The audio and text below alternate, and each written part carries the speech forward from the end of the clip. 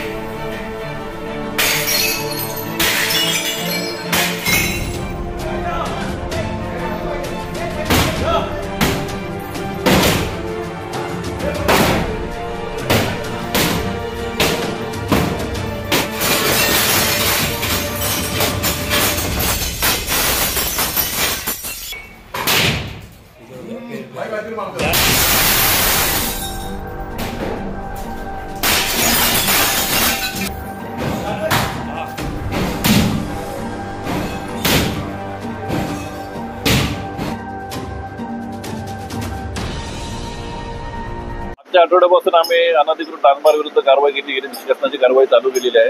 त्यानुसार आज camp number 3 येथील वर्षा बार याच्यावर आम्ही निष्कासनाची कारवाई चालू केलेली आहे पोलीस बंदोबस्त। अजून देखील बार आहेत, त्यांना आम्ही नोटिसा बजावल्या आहेत, त्यांचे कागदपत्रे मागवली आहेत आणि जे बेकायदेशीर बार आहेत ते मान्य आयुक्त यांच्या आदेशानुसार पूर्णपणे निष्कासित करण्यात येणार आहेत। काही बारवाल्यांनी स्टे सुद्धा आणलेला आहे कोर्टामार्फत।